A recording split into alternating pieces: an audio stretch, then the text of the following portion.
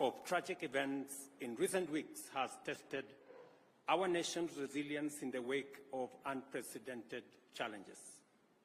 Persistent torrential rain has unleashed devastating floods, which have claimed 210 lives as of today. It has also caused injuries to many more and wreaked havoc on property, infrastructure, and livelihoods. No corner of our country has been spared from this havoc. The reopening date of our schools after the April holidays, which was scheduled for Monday this week, has had to be varied. Transportation has become challenging in many parts of the country due to flooded and damaged roads and bridges, and the threat of ravaging rivers and overflowing dams in downstream regions is immense. Water volumes in the Seven Forks Hydroelectric Power Dam have hit historic highs, with Masinga and Kiambere dams already spilling over through the managed spillways and threatening to overflow into neighboring settlements and causing devastation downstream in Garissa and Tana River counties. Sadly, we have not seen the last of this perilous period, as the situation is expected to escalate. Meteorological reports paint a dire picture. The rains will persist, increasing both in duration and intensity for the rest of this month and possibly after. The Meteorological Department and the IGAD Climate Prediction Application Center have issued a stark warning. Kenya may face its first ever cyclone. This cyclone, named Hidaya, could hit any time and is predicted to cause torrential rain, strong winds, and powerful and dangerous waves, which could potentially disrupt marine activities in the Indian Ocean and settlement along the Kenyan coast. Our country must act decisively and swiftly to mitigate the devastating impacts of the present crisis and protect life and property. The loss of human life, displacement of people, and destruction of property has been most profound within fragile ecosystems, on which the government has taken the following steps. First, the government has mapped out 178 dam and water reservoirs situated within public and private lands in 33 counties, which are already full and present imminent danger to adjacent settlements and people. Second, areas prone to landslides and mudslides in various counties have been identified as high-risk areas from which the adjacent settlements have to be evacuated. Third, relocation notices have been issued to all persons living in unplanned settlements within riparian reserves along rivers, streams, and other water courses. Acknowledging the gravity of this unfolding situation, the Cabinet has met 3 times over the last 10 days to provide leadership on a whole-of-government response to this crisis. To support disaster response and mitigation efforts across the country, the Treasury has been directed to provide adequate resources and work with other development partners to provide for the purchase and supply of food, medical, and other non-food items. County security committees are directed to determine on a case-by-case basis the radius that shall constitute the scope of the area subject to evacuation and mandatory relocation that has already been pronounced. The county security committees are further directed to continuously monitor other dams and water reservoirs across the country that may not be presenting a risk now, but could do so in the event of further precipitation. The Kenya Defence Forces and the National Police are directed to deploy resources, personnel, and equipment for carrying out coordinated public safety and risk mitigation operations in as many parts of the country as they have installations.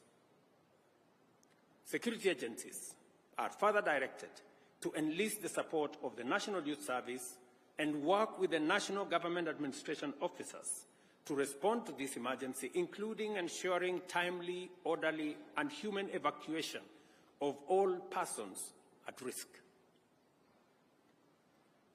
Cabinet secretaries will spearhead disaster response and mitigation efforts across the country, and to this end, ministries, departments, and agencies are directed to work closely with the National Disaster Operations Center and security agencies to ensure the whole-of-government approach to the management of the prevailing crisis. The government, working with stakeholders, has put in place adequate measures to provide temporary shelter, as well as food and non-food essential supplies. The ministry responsible for special programs is directed to work with development partners and relevant humanitarian organizations to mobilize adequate food and non-food supplies to support all affected persons in every part of the country. The Ministry of Agriculture and Livestock Development, through the National Cereals and Produce Board, is directed to make available food supplies in government stores to support this effort. The Ministry of Health is directed to work with development partners, including the World Health Organization, AMREF, Red Cross, UNHCR, World Food Programme, and other relevant humanitarian agencies to mobilize resources and logistical support to avail essential drugs, food, and other medical supplies to those affected. The Ministry of Interior is directed to coordinate the relocation and evacuation of the affected members of the public, identification of sites for temporary shelter for displaced persons, and supervise the overall support program. The Ministry of Education is directed to postpone the dates of reopening of all schools in the country for the second term until further notice. Members of Parliament are requested to reorganize the CDF allocations to prioritize reconstruction of school infrastructure that has been damaged as a result of the floods ravaging the country. As the national government plays its role in dealing with the current situation, I request and urge county governments, development partners, and private sector to join in these efforts and provide support as, where, and when they can.